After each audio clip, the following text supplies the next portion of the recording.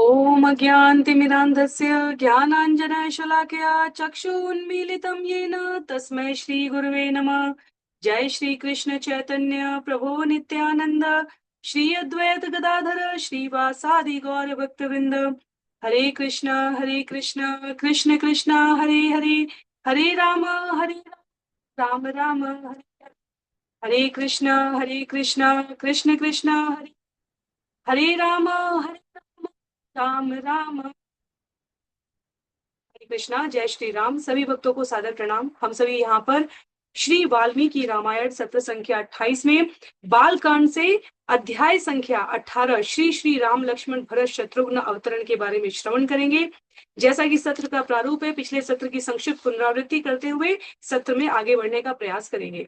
अध्याय संख्या 17 में, जिसे हम कहते हैं सर्ग, वाल्मीकि रामायण के अनुसार देवताओं द्वारा ब्रह्मा जी के कथन के अनुसार विभिन्न प्रकार के मनुष्य और वानर रूप में अपने आप को धरती पर भगवान की सहायता करने के, भगवान की योजना में सहायक के रूप में, सेवक के रूप में स्वयं को प्रस्तुत करने के उद्देश्य से अवतरण किया गया। तो कहीं नल, नील, अंगद, सुग्रीव, बाली, इन सब के नामों के बारे में हमने श्रवण किया कि कैसे यह भगवान की सेवा में सहायक बनने के लिए वास्तव में देवताओं द्वारा जने गए, उत्पन्न किए गए भगवान, देवताओं की शक्ति के ही अंश रूप में वानर के इस स्वरूप में भगवान की सहायता करने के लिए उपस्थित है। आज के सत्र में हम सभी श्रवण करेंगे अध्याय संख्या 18 श्री श्री राम लक्ष्मण भरत शत्रुघ्न अवतरण। तो करीब 61 श्लोक है इस अध्याय में और क्रमबद्ध तरीके से श्लोकों का वाचन एवं अनुवाद तात्पर्य के साथ हम सभी आगे बढ़ेंगे। अष्टादश सर्ग निवृत्ते तुम क्रतो तस्मिन् हयामेधे महात्मना प्रतिगृह्य सुराभागान् प्रतिजगत्सूर्यदागतम्। कहते हैं आचार्य यहाँ पर, अश्वमेध तथा पुत्रेष्टि यज्ञों के समापन के पश्चात देवताओं ने महात्मा दशरथ से हवि के निज निज भाग को ग्रहण किया तथा वे जिस प्रकार पधारे थे उसी प्रकार प्रस्थान कर गए। समाप्त दीक्षा नियमः पत्नी गण समन्वित प्रविवेश पुरीं राजा सभृत्य बल वाहन। मैं स्क्रीन शेयर करने का प्रयास करती हूँ। समाप्त दीक्षा नियम पत्नी गण समन्वित प्रविवेश पुरीं राजा सभृत्य बल वाहन। यज्ञ दीक्षा से संबंधित नियम पूरे करने के उपरांत, समाप्त करने के पश्चात राजा अपनी पत्नियों, सेवकों, सशस्त्र बलों तथा वाहन आदि के साथ नगर की ओर जाने लगे। तो ये कथा हम सभी को पता है। अश्वमेध यज्ञ एवं पुत्र कामेष्टि यज्ञ, जिसके लिए इतने विशाल स्तर का वार्षिक तैयारियों के साथ किया गया यह आयोजन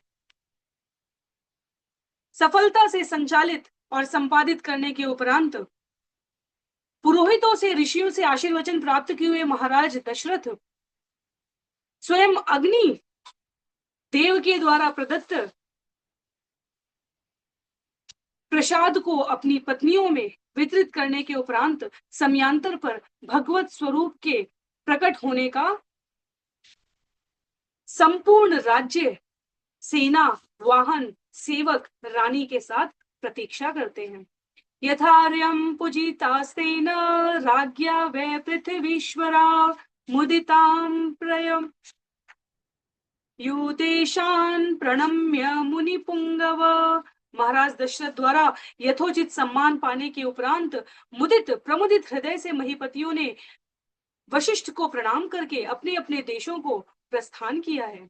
श्रीमतां गक्षतां तेषां स्वपुराणी पुरातता बलानि राज्ञां शुभ्राणि प्रहृष्टानि चकाशिरे। अयोध्या नगरी से अपने अपने नगरों को जा रहे समृद्ध राजाओं के वैभवशाली सैन्य बल अति प्रसन्नता से प्रदीप्त हो रहे थे। तो एक दो सर्ग पूर्व हमने इस आयोजन की भव्यता में आगमन के बारे में श्रवण किया है और अब यहाँ पर प्रस्थान का विशेष उल्लेख किया जा रहा है। कहा जा रहा है महाराज तो यज्ञ समाप्ति के तुरंत बाद प्रसाद का वितरण करने के उपरांत पुरजनों के साथ, परिजनों के साथ प्रस्थान किए और जो महीनों से निवास कर रहे राजे महाराजे थे, वे अपने अपने स्थान को अब वापस जा रहे हैं।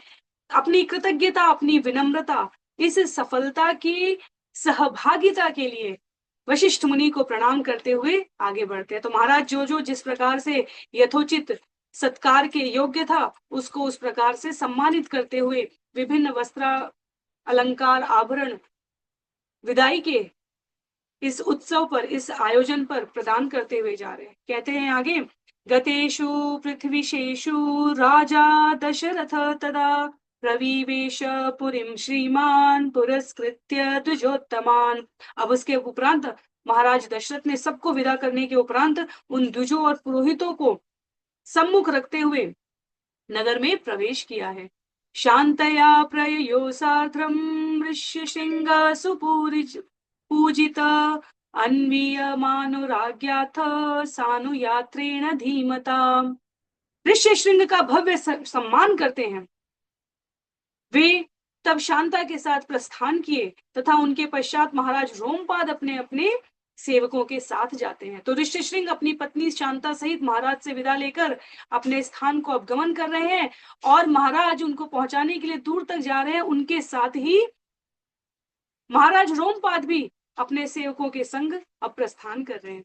एवं विसृज्य तान् सर्वान् राजा संपूर्ण मानसा उवास सुखी तस्तत्र पुत्रोत्पत्तिं विचिंतयन्। इस प्रकार अन्य सभी ब्राह्मणों को विदा करने के उपरांत अपना मनोरथ पूर्ण हो जाने की आकांक्षा से राजा भावी पुत्रों के जन्म के विषय में विचार करते हुए वहां सुखपूर्वक रहने लग जाते हैं। ततो यज्ञे समाप्ते तु ऋतूनां षट् समत्ययु ततश्च द्वादशे मासे चैत्रे नावमिको तथा। और अब इस प्रतीक्षा में क्या हुआ, यज्ञ की समाप्ति के दिन से उल्लेख है यहाँ पर समय काल का। क्या है समय काल? 6 ऋतुएं बीत गई और 12वां महीना लगा। तो भारतीय पंचांग में यदि हम देखें, सामान्यतः हमें पता है सर्दी, गर्मी और वर्षा 3 ऋतुएं होती है। भारतीय पंचांग के अनुसार वास्तव में 6 ऋतुएं होती हैं और प्रत्येक ऋतु 2 महीने की होती है। तो इसलिए यहाँ पर कहा जा रहा है 6 ऋतुएं अर्थात 12 महीने यहाँ पर व्यतीत हो गए हैं। और चैत्र के शुक्ल पक्ष की 9वीं तिथि को पुनर्वसु नक्षत्र में जब 5 ग्रह स्व उच्च स्थान में स्थित हैं और कर्क लग्न की कुंडली में बृहस्पति एवं चंद्र एक साथ हैं, तब श्री कौशल्या देवी ने जगन्नाथ श्री रामचंद्र को जन्म दिया है। सुंदर श्लोक है यहाँ पर। कहते हैं, नक्षत्रे अदिति दैवत्ये स्वोच्च संस्थेषु पंचसु ग्रहेषु कर्कटे लग्ने वाक्पता बिंदुना सह। शुक्ल पक्ष की, चैत्र मास के शुक्ल पक्ष की 9वीं तिथि को पुनर्वसु नक्षत्र में 5 ग्रहों की उच्च स्थिति में जब कर्क लग्न की कुंडली में बृहस्पति एवं चंद्र एक साथ विराजमान हैं, तब कौशल्या देवी जगन्नाथ श्री राम को जन्म देती हैं। कौन है वो यहाँ पर उच्च स्थान में? मेष, मकर, तुला, कर्क और मीन। आगे उल्लेख आता है, प्रोद्यमाने जगन्नाथम सर्वलोक नमस्कृतम कौशल्या जनयत् रामं सर्वलक्षण संयुतम। कहते हैं सर्व जगत उनको नमस्कार कर रहा था। सामुद्रिक में उल्लिखित समस्त शुभ लक्षणों से भगवान संयुक्त थे। वास्तव में भगवान से ये शुभ और अशुभता उपस्थित होती है।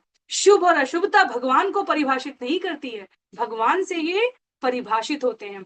तुलसीदास बाबा जी ने बड़े सरल शब्दों में यह ग्रहों की स्थिति समझाने के लिए कहा है, सूरज मंगल सोम भृगु शुक बुध और गुरुवर दायक तेरो राहु केतु की नाही गम्यता तुला शनिचर होए है चेरो जानकी नाथ सहाय करे तब कौन बिगाड़ करो नर तेरो। जब जानकी नाथ सहाय करते हैं तब इस जगत में ग्रहों की शुभ और अशुभ स्थिति नहीं परिभाषित होती। ग्रह भगवान से हैं, भगवान ग्रहों से नहीं है। इसलिए जब भगवान इस देश काल समय परिस्थिति की अपनी योजना में जहां उपस्थित होते हैं, वहां शुभता प्रदर्शित करने वाले ग्रह अपने आप को पंक्तिबद्ध कर लेते हैं, क्योंकि उनसे भगवान की उपस्थिति से उन ग्रहों की महिमा ज्ञापित होती है। लिखा है यहाँ पर, कौशल्यानंदन समस्त शुभ लक्षणों से संयुक्त है, क्योंकि इन ग्रहों ने प्रार्थना की है भगवान से, जब आप उपस्थित होने वाले हो तब हम आपकी सेवा में प्रस्तुत हो सके। विष्णोवर्धम महाभागम पुत्रमेक्ष्वाकवर्धनम लोहिताक्षम महाबाहुम रक्तोष्ठम दुंदुभिस्वनम। भगवान विष्णु प्रदत्त पायस के अर्धांश से ये पुत्र प्रकट हुए थे। वे इक्ष्वाकु के वंशज दशरथ वर्धन थे। वे महान भाग्य से युक्त थे, उनके लोहित अक्ष थे, वे महाबाहु थे, उनके रक्त ओष्ठ थे तथा दुंदुभि सदृश उनकी ध्वनि गंभीर थी। तो ज्योतिष के विवरणों से जो कुछ भी उच्च है, जो कुछ भी शुभदायक है, जो कुछ भी महाभाग्यशाली कहलाने के योग्य है, वह सब कुछ भगवान के प्राकट्य के समय उपस्थित था। चाहे वो अंगों उपांगों के उच्च लक्षण हो, चाहे ग्रहों की, नक्षत्रों की, गोचरों की स्थिति हो, जो कुछ भी शुभदायक है वह भगवान की उपस्थिति के समय यहाँ उपस्थित है। कौशल्या शुशुभेतेन पुत्रेणाम इति तेजसा यथा वरेण देवानाम अदिति व्रजपाणिना। जिस प्रकार अदिति देववर व्रजपाणी उपेंद्र वामन के साथ सुशोभित होती हैं, उसी प्रकार कौशल्या अपने अमित तेजस्वी पुत्र के साथ सुशोभित हो रही है। तो हमें पता है कि यह वास्तव में अदिति और कश्यप के 3 जन्मों का तपस्या किए गए उनके प्रारब्ध का फल है, जिसमें 3 जन्मों में वो भगवान की माता बनने का सौभाग्य पाती हैं। तो जो वामन देव और बलि की प्रसिद्ध कथा है, वामन देव का वास्तविक नाम उपेंद्र है, उसका यहाँ पर उदाहरण दे रहे हैं, उससे साम्यता कर रहे हैं। भगवान की साम्यता इस जगत की किसी वस्तु से नहीं हो सकती, भगवान की साम्यता स्वयं भगवान से ही हो सकती है। और इसलिए यहाँ पर आचार्य कह रहे हैं कि जैसे माता अदिति उपेंद्र के साथ सुशोभित हो रही थी, वैसे कौशल्या माता जगत के नाथ भगवान राम के साथ यहाँ सुशोभित हो रही है। उस तेज की तुलना, उस श्रेष्ठत्व का मान जिसमें साक्षात परम पुरुष के उपस्थित होने का भान हो सके, वह तो सिर्फ और केवल भगवान की समतौर तुलना से ही संभव है। आगे उल्लेख आता है, यथा वरेण देवानाम अदिति व्रजपाणिना भरतो नाम कैकेय्याम जज्ञे सत्य पराक्रमाम। श्री राम के जन्म के तत्काल पश्चात ही कैकेयी से भरत नामक सत्य पराक्रमी पुत्र उत्पन्न होते हैं। तो इसीलिए वैसे माता कैकेयी सबसे छोटी है। हमें लगता है सुमित्रा छोटी है सामान्य भाषा में, पर जब हम शास्त्र का सम्यक अध्ययन करते हैं तब हमें ज्ञात होता है कैकेयी सबसे छोटी थी। इसलिए जब हमने पायसम के वर्गीकरण का कैसे महाराज दशरथ ने उसको विभाजित किया था, श्रवण किया था, तो हमें पता चला था संपूर्ण पायसम का आधा भाग माता कौशल्या को दिया था महाराज दशरथ ने, आधे भाग के आधे को उन्होंने सुमित्रा को दिया था।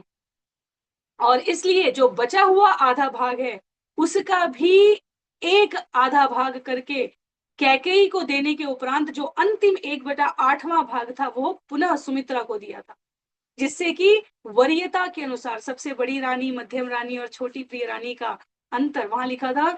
हमने श्रवण किया था उसे पिछले सत्र में, 2 सत्र पहले, कि महाराज दशरथ ने इस प्रकार से विभाजन किया। तो लेकिन पुत्र की उत्पत्ति के संदर्भ में कैकेयी से पहले यहाँ पर लिखा है भरत उत्पन्न होते हैं, भगवान राम के जन्म के तुरंत उपरांत ही। अगले श्लोक में आता है, अथ लक्ष्मण शत्रुघ्नो सुमित्रा जनयत सुतो सर्वास्त्र कुशलो वीरो विष्णु अर्ध समन्वितो।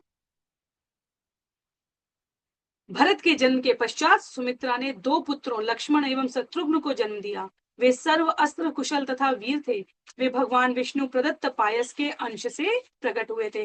तो यदि पुरुष के अवतार में देखें तो इसे कहा जाता है इसीलिए संकर्षण वासुदेव वासुदेव संकर्षण अनिरुद्ध और प्रद्युम्न ही वह राम लक्ष्मण भरत शत्रुघ्न के इस स्वरूप में उपस्थित होते हैं। पुष्ये जातस्तु भरतो मीन लग्ने प्रसन्नधि सार्पे जातो च सौमित्री कुलीरेभ्यदितो रवे। भरत का जन्म पुष्य नक्षत्र के मीन लग्न में प्रसन्न मन के साथ हुआ है। सुमित्रा के दोनों पुत्र का जन्म आश्लेषा नक्षत्र में जब कर्क के गृह में सूर्य की युति थी तब हुआ है।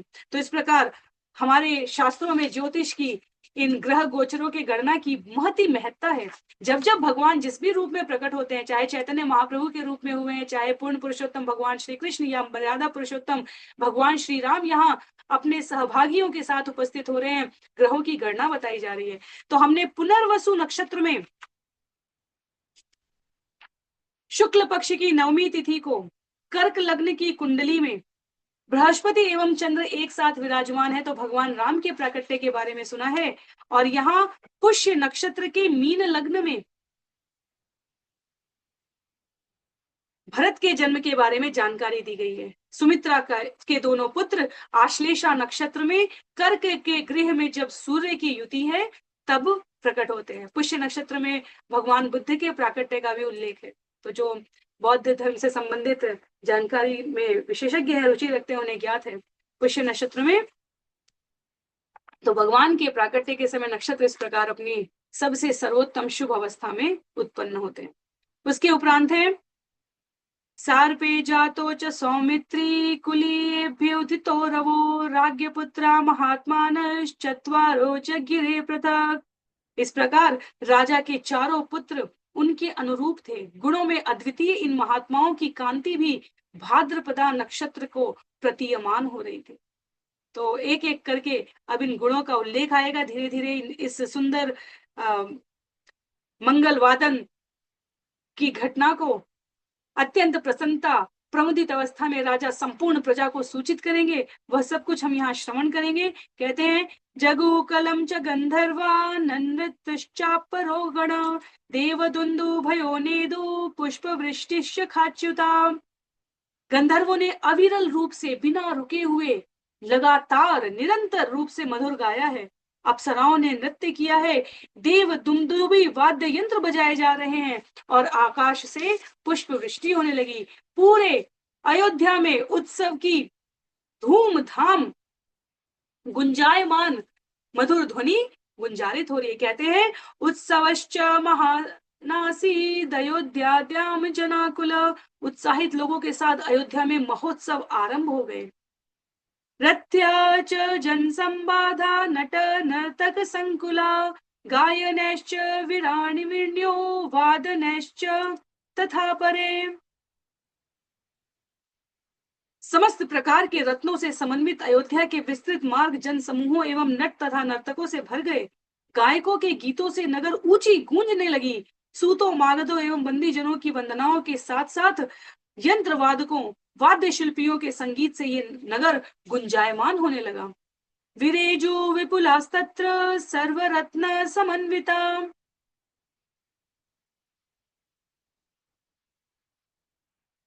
प्रदेयांश ददो राजा सूत मागध वंदिनां ब्रह्मणेभ्यो ददो वित्तम गोधनानि सहस्रश। और राजा इन सूतों मागधों वंदी जनों को अत्यंत प्रसन्न प्रमुदित अवस्था में पारितोषिक प्रदान कर रहे हैं। ब्राह्मणों को सहस्त्रों गोधन दिए जा रहे हैं। अथाह धन का दान हो रहा है यहाँ पर, क्योंकि सूत पुराणों का पाठ कर रहे हैं, मागध राजा की वंशावली का कीर्तन वर्णन कर रहे हैं, वंदीगण स्तुति पाठ काव्य महिमा में लगे हुए हैं।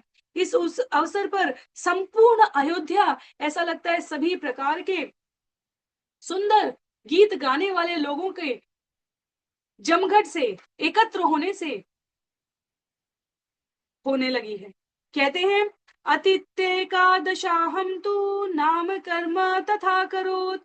11 दिनों के उपरांत महाराज दशरथ ने नामकरण संस्कार को आयोजित किया है। तो स्मृति पुराण में कहा गया है, स्मृति जो हमारे उनमें उल्लेख किया गया है कि क्षत्रियों को 12 दिन के उपरांत इस अनुष्ठान का आयोजन करना चाहिए। इसलिए अनुष्ठान का आयोजन श्री लक्ष्मण के जन्म के 11 दिन पश्चात से अर्थात भगवान राम के जन्म से 12 दिन पश्चात किया गया है।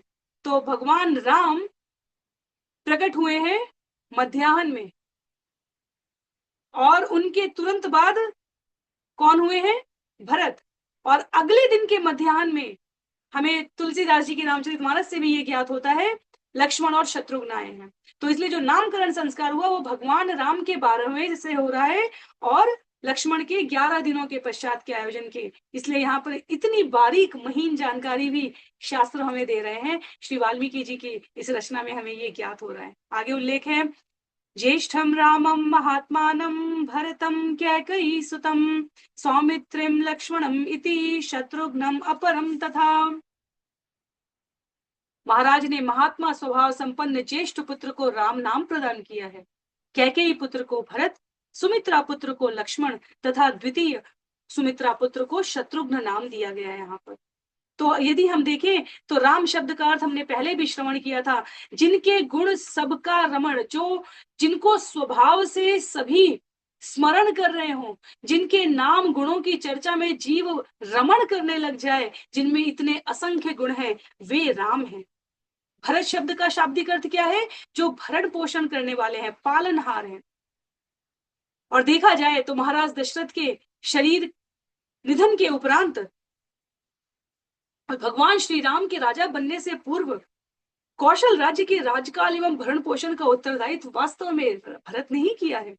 लक्ष्मण शब्द का शाब्दिक अर्थ होता है संपदा युक्त, समृद्धि से युक्त, लक्ष्मी संपन्न को लक्ष्मण कहा गया है। और वास्तव में भगवान लक्ष्मण माता जानकी और श्री राम की किंकरवत सेवा रूपी धन से संपन्न थे। सामान्यतः हमें लक्ष्मी का उद्देश्य लगता है द्रव्य धन की प्राप्ति। आचार्य कहते हैं भक्ति शास्त्र में वैष्णव के रूप में यदि हम नवधा भक्ति देखें तो माता लक्ष्मी भगवान के श्री चरणों की सेवा में संलग्न है। भगवान के चरणों की सेवा प्राप्त करना ये जीव के जीवन का सबसे बड़ा वैभव है, धन है। श्रवणम करके, स्मरणम करके, कीर्तन करके, विभिन्न स्थलों देवालयों का दर्शन करके, पाद सेवनम भगवान की सेवा करके, आत्मनिवेदनम अपने समय को, ऊर्जा को, शक्ति को भगवान की सेवा में प्रस्तुत करके, जब हम भगवान की सेवा करने के लिए स्वयं को तत्पर करते हैं तो लक्ष्मी स्वतः आ जाती है। ऐसा कोई उदाहरण नहीं है। और लक्ष्मी का अर्थ है संपदा, समृद्धि, श्री की उपस्थिति। लक्ष्मण को भगवान राम और जानकी की सेवा करने का अतुल सौभाग्य प्राप्त हुआ है और इस प्रकार उनका नाम सार्थक हो गया है। नाम ही है समृद्धि, संपन्नता से युक्त, क्योंकि वो भगवान की सेवा प्राप्त करने का दुर्लभ अवसर प्राप्त कर रहे हैं यहाँ पर। और शत्रुघ्न शब्द का अर्थ बताया गया जो शत्रुओं का वध करने वाले, घ्न मारने वाले होंगे। तो इस प्रकार वशिष्ठ परम प्रीतो नामानि कृतवांस्तदा, प्रमुदित वशिष्ठ ने उस दिन राजा की उपस्थिति में चारों बालकों का नामकरण किया है। तो पुरोहित के माध्यम से क्षत्रियों को अपनी संतान का नामकरण कराने का अधिकार है। महाराज दशरथ ने श्री राम के जन्म के 12वें दिन ऐसा आयोजन किया। ब्राह्मणान् भोजयामास पौरजान पदानपि अददत् ब्रह्मणा नाम च रत्नौघम इमं अमितम बहु। राजा ने वशिष्ठ के माध्यम से नगर तथा संपूर्ण जनपद के ब्राह्मणों को भोजन करवाया। उन्होंने बहु प्रकार के असंख्य रत्न ब्राह्मणों को दान में भी दिए हैं। तेषां जन्म क्रियादीनि सर्व कर्माण्य कारत। राजा ने अपने पुत्रों के लिए जातक कर्म अनुष्ठान से लेकर सभी संस्कार क्रिया के अनुष्ठानों को संपन्न कराया। विशेष रूप से 16 प्रमुख संस्कार कहे जाते हैं। जीव माँ के गर्भ में आता है तब से संस्कार आरंभ हो जाते हैं और जीव जब ये शरीर छोड़ता है तब तक उसके ये संस्कार चल रहे होते हैं। तो यहाँ पर उल्लेख करते हैं कि राजा ने जो भी प्रासंगिक संस्कार थे उनको संपन्न किया, आयोजित कराया। अन्नप्राशन, मुंडन, चौल, उपनयन, इन सभी को। तेषां केतुरिव ज्येष्ठो रामो रतिकर पितु बभूव भूय भूतानां स्वयं भूव इव सम्मत। उसके उपरांत दशरथ के पुत्रों में से ध्वज सदृश ज्येष्ठ पुत्र राम अपने पिता के सबसे प्रिय तथा समस्त जीवों के लिए स्वयंभू ब्रह्मा सदृश नित्य प्रेम की वस्तु बन गए। तो अब यहाँ पर विस्तार से वर्णन होगा बालकों का बाल्यकाल जीवन कैसा है। वैसे गुणों का वर्णन, दृष्टांत, दार्शनिकता अधिक है। कथाएं भगवान के बाल्यकाल की कुछ एक ही है, यहाँ पर बहुत अधिक नहीं है। श्री वाल्मीकि रामायण में। हमें रामचरितमानस में कुछ कथाएं मिलती हैं और कुछ कथाएं हमें अन्य आचार्यों द्वारा लिखी गई भगवान राम की पुस्तक जीवनी चरित्र में भी प्राप्त होती हैं। तो जैसे कि एक कथा मैं अभी आप स्मरण कर सकती हूँ। भगवान ने बचपन में एक बार खेल खेल में एक दूसरे के ऊपर कीचड़ के गोले फेंके हैं। चारों भाई खेल रहे हैं, आपस में एक दूसरे को फेंकते हैं। माताएं पुकारती जा रही हैं और वो नहीं आते हैं। और कुछ समय बाद माताओं के ऊपर भी छोटे छोटे गोले बनाकर चारों बालक फेंक रहे हैं। ये कथा हमें सामान्यतः सुनने को प्राप्त नहीं होती। और इसी कथा के अवसर में एक बार आता है कि कैकेयी की दासी मंथरा किसी कारणवश कैकेयी को बुलाने आती है और देखती है कि माताएं और चारों संतानें आपस में इस पत्थर कीचड़ मिट्टी इस प्रकार से एक दूसरे के ऊपर फेंकते हुए खेल रहे हैं। और गलती से भगवान राम का एक फेंका गया वो कीचड़ का गोला मंथरा को भी लग जाता है। जहां माताएं प्रसन्न थी वहीं मंथरा को यह अपना अपमान भी लगा था। तो हमने आचार्यों से ऐसी कथाएं सुनी हैं, स्थानीय स्तर पर अनेकानेक ऐसी विभिन्न कथाएं हैं। इस अध्याय के आगे अब जातक संस्कार कर्म करने के उपरांत, अन्नप्राशन आदि करने के उपरांत अब राज परिवार चारों बालकों के बाल्यकाल का आनंद ले रहा है। कहते हैं सर्वे वेदविद शूरा सर्वे लोकहिते रदा सर्वे ज्ञानोपपन्नाश्च सर्वे समुदिता गुणे। सबने वेदों का अध्ययन किया, उन सभी शूरों ने धनुर्वेद का अध्ययन किया। लोकहित में रत होकर उन्होंने धनुर्वेद में सिखलाई गई विभिन्न तकनीकी विद्याओं का अभ्यास किया। सभी वैदिक शिक्षाओं के सभी संपूर्ण ज्ञान से संपन्न थे। उन सभी ने करुणा आदि शुभ गुणों को प्रकाशित कर इस प्रकार के ज्ञान कार्य का फल प्राप्त किया। तो उपनयन संस्कार के उपरांत सभी जब वेद आदि अध्ययन में संलग्न हो गए हैं तो आचार्य यहाँ पर कहते हैं कि इनके द्वारा विभिन्न प्रकार के आयोजन जिसमें शिक्षा प्राप्त करना भी लिखा हुआ था वह संपादित की जाती है।